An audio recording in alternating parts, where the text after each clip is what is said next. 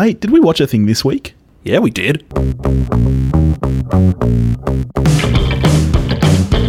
Hello, listeners. Thank you for joining us here at We Watched a Thing. I'm Topher. I'm Billy. Good to see you, mate. It's great to see you. How are you doing? Oh, I'm smashing. Yeah? Yeah, what you been up to this morning? This morning, I watched a movie. Yeah, you watched this very one that we're about to talk about. This very one. I also watched it this morning while eating some delicious mac and cheese. Breakfast of champions, after all. It was good stuff. So this week, there's nothing really out at cinemas. So we've gone for another, what are we calling these? Throwback? Classic? It depends on the week. It's been a classic, it's been a throwback, has it been a rewind? Let's call it I like rewind. This week it's a rewind. All right. But it's not really a rewind because only one of us has seen it. But we still have to go back to 1997. Or 99. Did you watch the English dub? No, I watched English subtitles. Really? Yeah. There you go. Please. Billy. You know what I like to do that's actually fun? Well, for starters, we should say we're watching an anime, if you haven't noticed by what we've said, and we're watching 1997's Princess Mononoke.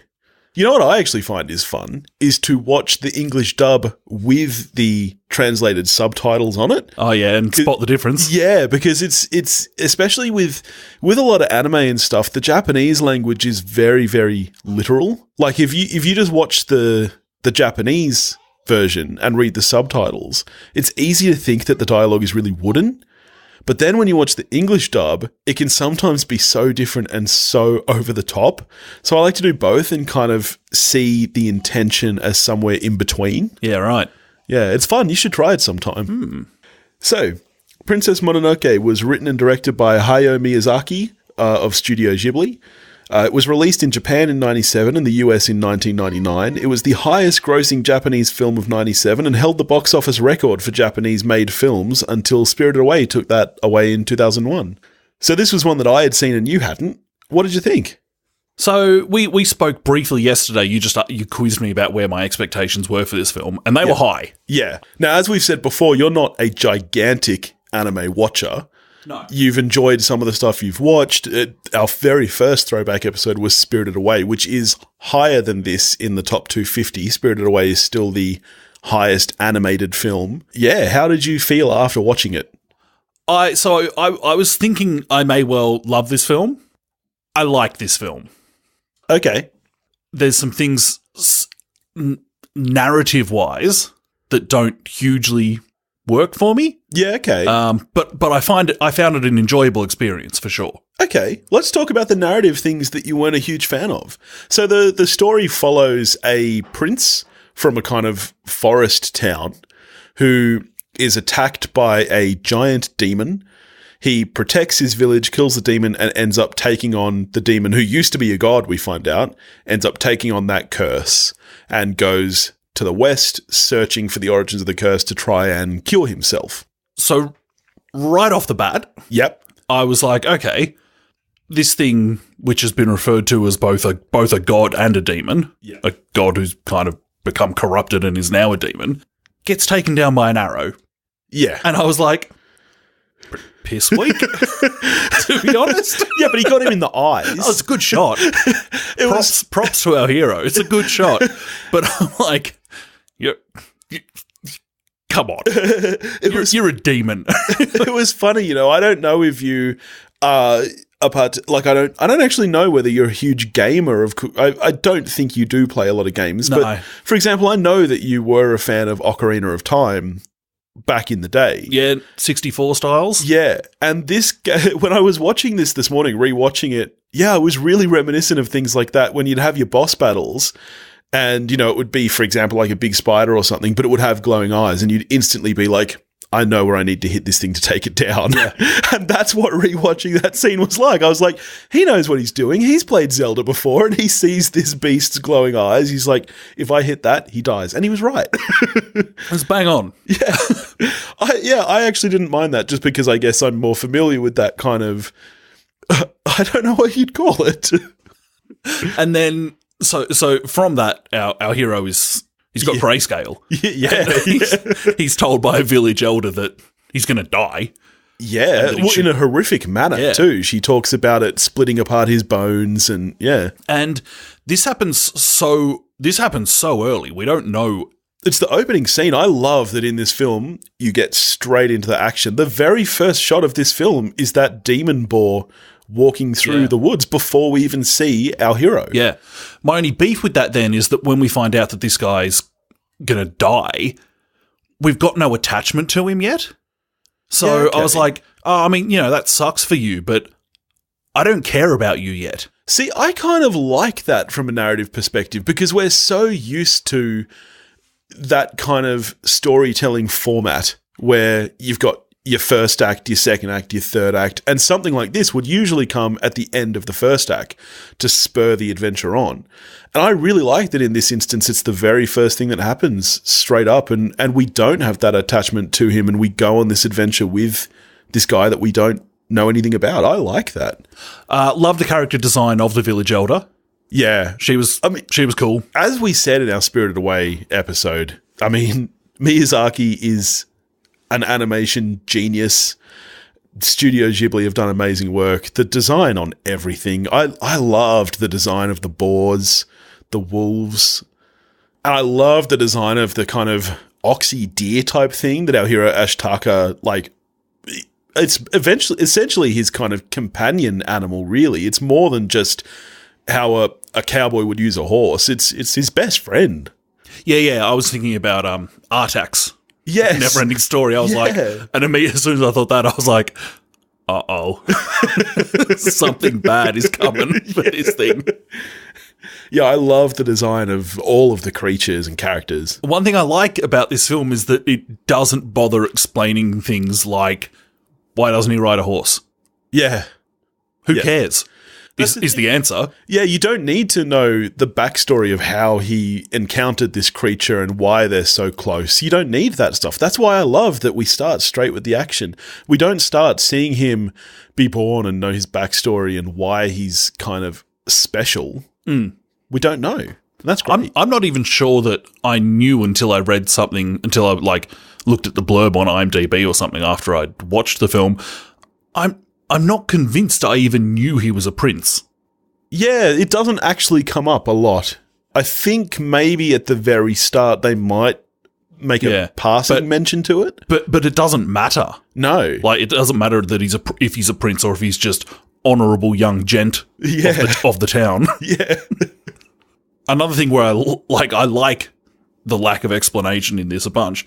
What's the name of the forest-dwelling clock head things? Yeah, the corkscrew head guys. Yeah.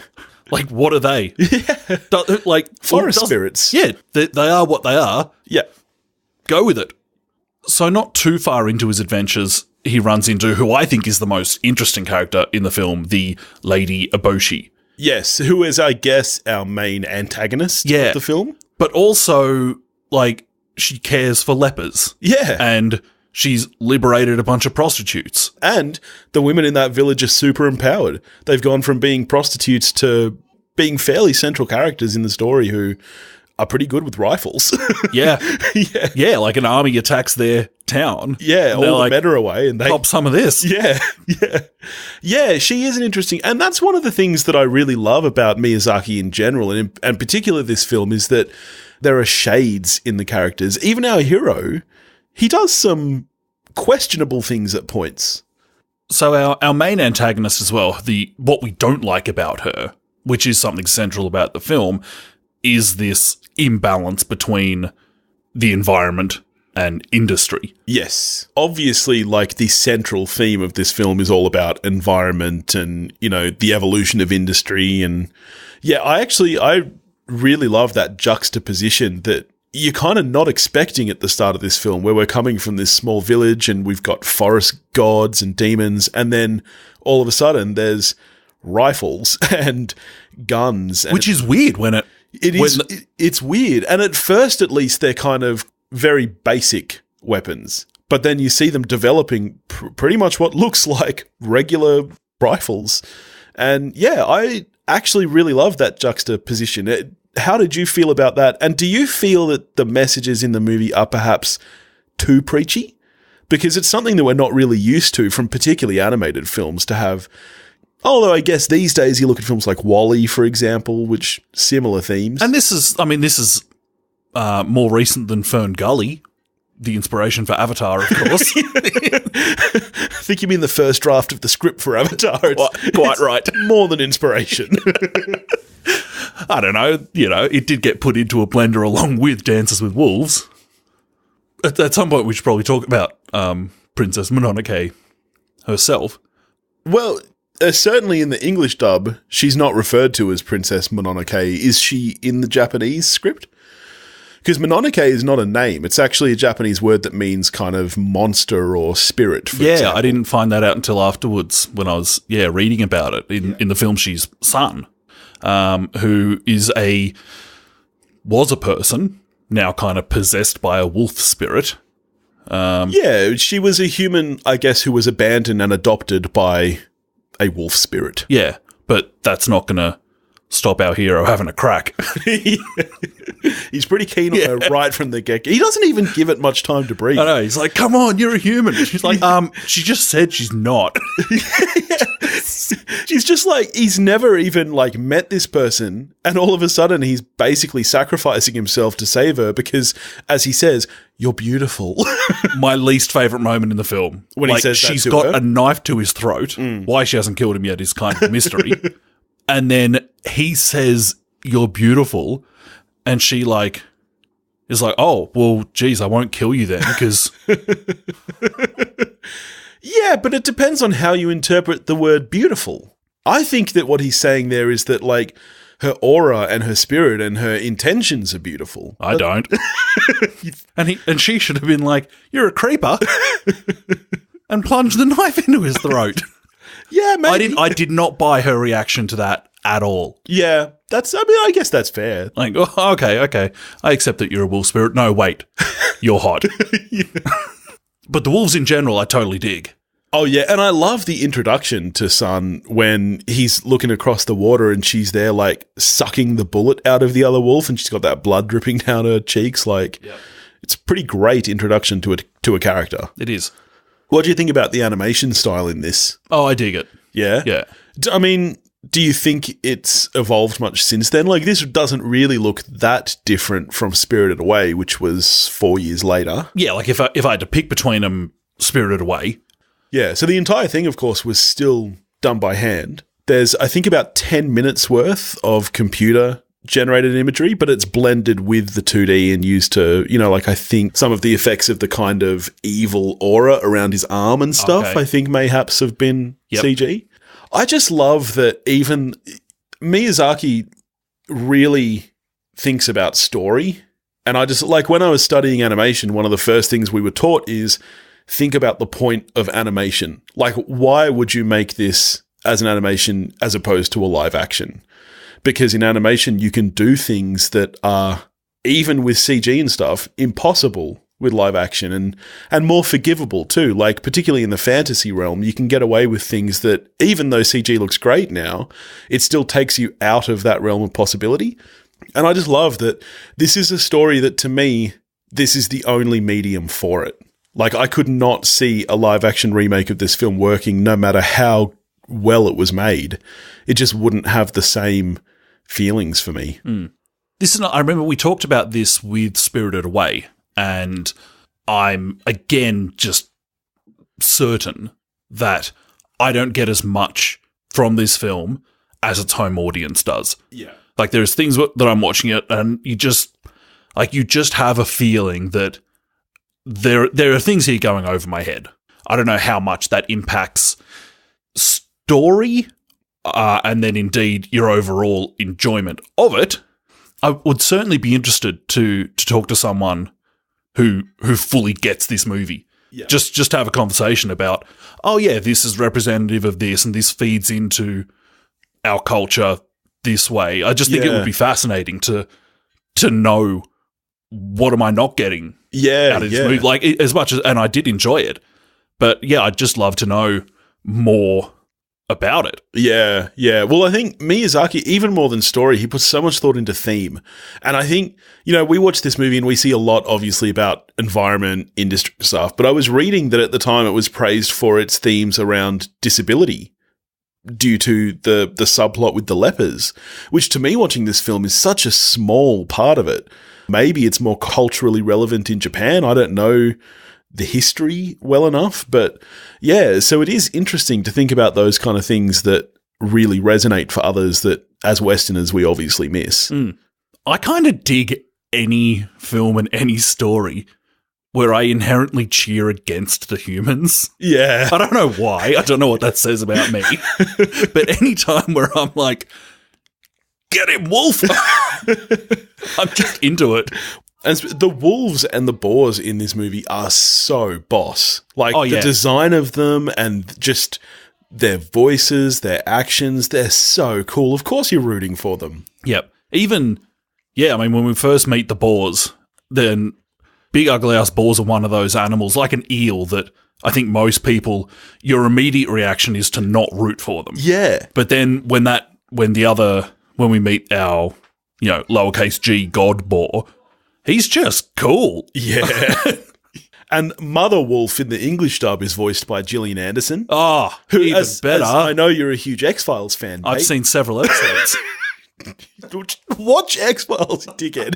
But I didn't know that that's who she voiced. Yeah. And I'm like, oh, that's awesome. Yeah. It's pretty great. So let's talk about, obviously, it's quite a long film, especially for an animation. It's cracking close to 2.5 hours, and almost the last entire third of that is the battle, which, to me, this is one of those epic screen battles. This is up there with the Battle of Five Armies. How did you feel about the battle? I liked it. I wouldn't have it, from what you've just said, I probably don't like it as to much. Quite that extent. Like, for me, it's not like, a couple of the battles in Braveheart or Helm's Deep or something like that. Yeah. But I dug it. I thought they did a really good job of having real clarity around what the characters were doing. Yes. Through that sequence. Because, there's quite a bit going on. Yeah, and quite a lot of different sides to that battle too, which I guess is why I brought up the Battle of Five Armies. You've got multiple kind of entities fighting against each other in various locations, and it was all kept quite clear. And again, getting back to here's the thing, it's up to you to just kind of go with it, because let's face it, the deer god is fucking weird. Yeah. And there's a bunch to do with the deer god at the end, and I think it's a credit to the film that you don't sit there going, what? Yeah. And I think that's just... Even though, like, if you were to just explain it, if I hadn't seen the film and you just explained it to me, I'd be like, what drugs were these people on? And look, may well have been on drugs. Possibly. But I guess firstly, it's probably a cultural thing. For sure. And I think we are starting to see more of this kind of adventurousness in Western animation, but... Yeah, in Eastern animation, it's always been much more, hey, we can do whatever we want with this medium, so let's go nuts. Hell, look at the end of Akira. Yeah, yeah. Do you feel that the ending with the forest being reborn and that bit, did that feel a little easy to you? I guess it is the easy way out. Yeah. It could have ended just with the destruction. But I wonder do you think it may have lost its impact of its message about living side by side, humans in the forest, if it ended with one side winning? Yeah, undoubtedly it would have. I've personally, I think maybe I would have liked there to be more. And now I'm thinking about it, there was a fair amount of loss that had to happen. Yeah. for how it went. But I didn't feel like the balance was kind of actually, like, I felt like it was a victory for the humans. For the forest. For the forest. Yeah, which, if I'm picking a side, like, yeah, great. Yeah. Go forest. Kick those humans' ass. Yeah. But if it was meant to be that it winds up in balance, then I don't think that happened. Yeah, I guess it's a tricky case, but I guess it's... Which I'm fine with. But I guess it started with a slight against the forest. The first thing to be cursed was Nago, our giant boar, who in turn went a bit nuts. But I really loved those messages too around hatred and what hatred looks like. You know, like he just became so filled with hate. I dug that kind of revelation that no, that's not what this wasn't just a bad entity. Yes. This was something that got driven this way because of the humans. Yes, yeah. Yeah, and then, you know, like the iron ball itself, the bullet, I guess, isn't what actually cursed him. What cursed him was the hatred that then brought on for him to, I guess, seek revenge. Yeah. Yeah, that was cool. That was very cool. Have you ever done archery? Yep. Yeah? You reckon you could hit a boar's eye from while riding an elk? I've never tried it while riding an elk. It will shock you to hear. I went all right on Year 6 camp. Yeah? Got to tell you. Was that the last time you did it? I did it in high school at one point. I got to tell you, I'm mad good at archery. When we went to Wyoming, I mean, mind you, it was a crossbow. It had a sight. It was more like a gun. But anyway, I was really good at it. So, was it in fact Time Cop at the arcade? It's okay to admit. Yeah, it was. Probably showing my age there as well with Time Cop. I was going to say deep cut. Yeah. I'm sure there are more recent archery or shooting games. Cracking cultural reference there for. I love archery though. Oh, me too. Great fun. I have so often thought about actually taking it up. I've got a friend who's like real deep in it. Like he went over to Turkey for like the World Championships a couple of years ago. Right. And often I'll say to him like, could you teach me? And he's always no. And he's like, I've got nothing left to teach you, Billy. Yeah. You are already too good. I saw you at Time Cop. Yeah, I'd love to do archery, particularly on horseback. That's always been my dream. Yeah, I don't like horses. Oh, really? Yeah. Yeah, it's not actually fun. Yeah. When we were in Wyoming, actually. Can I just clarify? I don't wish ill upon horses. I just don't need to be near them. So, this was a selection of yours. I'm going to go out on a limb and say your rating of this film is pretty high. I love this movie. I don't think this movie is as good as Spirited Away and movies that have come later. Even, it's funny, you know, watching it back today. You know, I was saying before that I don't think the style has changed that much, but one thing that I do think has really developed in animation, in particular anime, is the cinematography. When you look at something like that we watched recently, Your Name, and we both commented there on the composition of shots. Looking back at this today, I think that is where the animation is still stunning and inspirational and beautiful, but that is one thing where you can see the leap that we've made. And even plot-wise, I like it definitely more than it sounds like you did, but it's kind of in between having that very structured narrative and being very loose like something like Spirited Away. Like, it's not quite as out there as that. It's kind of in the middle. And I think I would prefer it if it leaned a little bit more to one side. I don't mind which side, whether it's more structured or whether it's more insane. But I think it could have... For me, anyway, it might have worked if it leaned a little bit more one way. But I still loved it. I'm giving it a 9. I'm a 6 out of 10. Oh, wow. That's much lower than I was expecting. Yeah, like I enjoyed it. My main thing with the film, I think, is that while there's a bunch of stuff happening on screen that I was into, I was actually in no way invested. Yeah, right. Like I said earlier, with when we find out that our hero is, you know, he's got the grayscale. And I'm like, well, I don't care. I actually never particularly care that much about him. But it's not even about him. That's what I love about the film, is that you care a lot about those secondary characters too. You care about the wolves. You care about the boars. And it's more than just his story. You know, like he might be the one who, in a sense, kickstarts it, even though really it's the boar is, you know, he's even, like I said, he's the first shot of the film is that boar.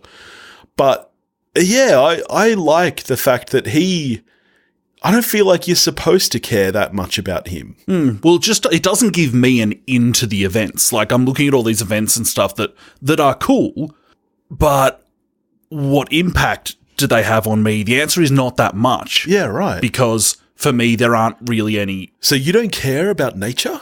Is that that's what I'm hearing, is that... Which one of us gets public transport to work, my friend? I ride an electric bike. you are going to sell that bike because you don't use it anymore. True or false? True or false? Only because I had to move offices and it's really far now. All right, so you didn't like the movie. I did like the movie. I'm giving it an above average score. Okay, that's good to hear. I was really expecting that you would like it more, but a 6 is fine. I was expecting to like it more as well. Yeah. And there's, again, I'll stress, there's a bunch about it I do like. Yeah. Would you rewatch it? You'd be more soon to rewatch Spirited Away. I would watch Spirited Away again before I watched this again. Yeah, I believe you gave that a 6 as well. I thought I gave it a 7. Maybe I gave it a 6. Maybe it was a 7. I was thinking about it earlier and I was like, there's not a ton between them for me on my scale of goodativity. Yeah. But I would have Spirited Away above it. Yeah, right.